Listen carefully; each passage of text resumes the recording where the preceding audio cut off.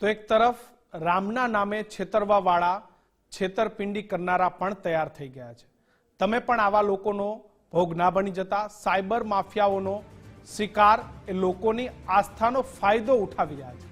Cyber માફિયાઓ page માફિયાઓ Shri રામના નામ પર ફેસબુક પેજ બનાવે છે। પત્રકારોની ખોટી ઓળખ આપી અને આ ફેસબુક પેજ બનાવવામાં આવ્યું છે। માફિયાઓ રામ મંદિર માટે ડોનેટ ફાઉન્ડેશનના નામથી મેસેજ પોસ્ટ કર્યો। રીલના માધ્યમથી QR કોડ માગી અને લોકો પાસેથી ડોનેશન માંગી રહ્યા છે। 3 દિવસ પહેલા જ સાયબર માફિયાએ બોગસ ફેસબુક પેજ બનાવ્યું છે। ફેસબુક પેજમાં રામ મંદિરમાં નોકરી કરતા હોવાનો ઉલ્લેખ કર્યો છે। વડોદરાના સાયબર એક્સપર્ટ દ્વારા લોકોને અપીલ કરવામાં આવી છે કે આવા બોગસ પેજ પર વિશ્વાસ ના કરવો। આજે સવારે ઇન્ટરનેટ જ્યારે બ્રાઉઝ કરતો હતો ત્યારે મારી સામે આ પેજ આવ્યું અને આ પેજની અંદર એવું દાવો કરવામાં આવ્યો છે કે રામ મંદિર ફાઉન્ડેશનના નામથી રામ મંદિર ડોનેટ ફાઉન્ડેશનના નામથી એને આ એક QR કોડ મૂક્યો છે જેને રીલના માધ્યમથી પ્રસારિત કરવામાં આવ્યો છે। આ પેજ પોતે પોતાની ઓળખ જર્નલિસ્ટ આપે છે। વત્તા આ પેજને જ્યારે બ્રાઉઝ કર્યું ત્યારે એની અંદર એને એવો પણ ઉલ્લેખ કર્યો છે કે એને રામ મંદિરમાં જોબ ચાલુ કરી છે અને ત્યારબાદ ફેસબુકના માધ્યમથી એને ડોનેશન એટલે કે જેની જેટલી ક્ષમતા હોય તેટલા રૂપિયા લોકો ડોનેટ કરો તેવું એને અપીલ કરી છે અને ત્યારબાદ એને 3 દિવસ પહેલાં જ આ પેજ બનાવ્યું છે અને 2 અલગ અલગ QR કોડ એને એની અંદર મૂક્યા છે।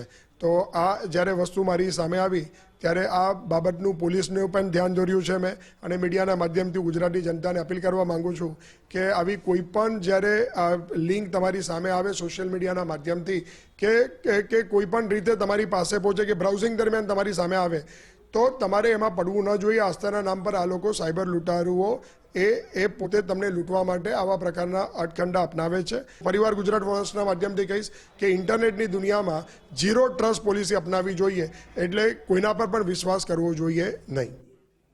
વધુ વિગત સાથે અલ્પેશ સુથાર જોડાયા છે વડોદરાથી। અલ્પેશ, રામના નામે પણ છોડતા નથી, રામના નામે પણ છેતરવાવાળા તૈયાર છે, કેવી રીતે બચવું?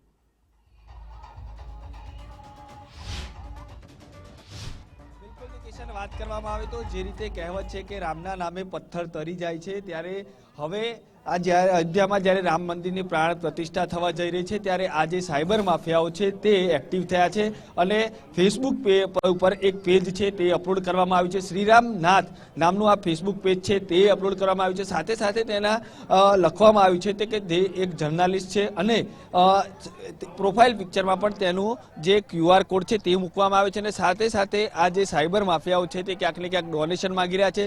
જો કે આ સમગ્ર બાબતે વડોદરાના જે સાયબર એક્સપર્ટ છે મયુર ભૂસાવલકર તેમના આ વાત છે તે તેમના ધ્યાને આવીને ત્યારબાદ તેઓએ આજે ઇન્ટરવ્યુમાં પણ કહ્યું કે આ પ્રકારના લોકો ફ્રોડ કરતા શીખી ગયા છે।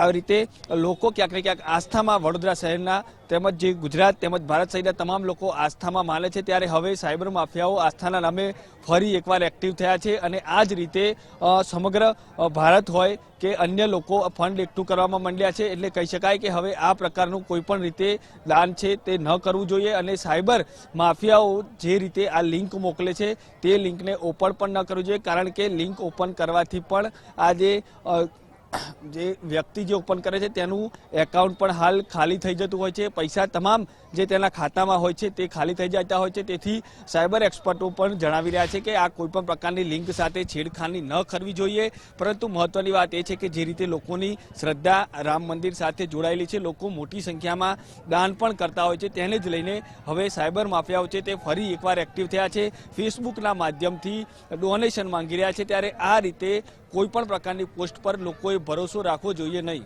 જી કિશન। બિલકુલ અલ્પેશ, આપ જોડાયા બદલ આપનો ખૂબ ખૂબ આભાર। તો આવી પોસ્ટથી બચતા રહો ને આવી કોઈ પણ પ્રકારની પોસ્ટ પર ભરોસો ના કરવો। તમારા ખાતામાંથી આવી પોસ્ટના માધ્યમથી પૈસા ખાલી થઈ શકે છે। તો ભગવાન શ્રી રામના નામે ખોટી ઓળખ આપી અને ફેસબુક પેજ બનાવ્યું છે। કહેવામાં આવી રહ્યું છે કે આ પેજમાંથી તમારા પૈસાએ ભગવાન શ્રી રામ અયોધ્યામાં ડોનેટ થશે, પરંતુ આવી કોઈ હકીકત છે નહીં, કારણ કે આ પ્રકારનું કોઈ જ પેજ એ અયોધ્યા રામ મંદિર ટ્રસ્ટ દ્વારા નથી બનાવવામાં આવ્યું।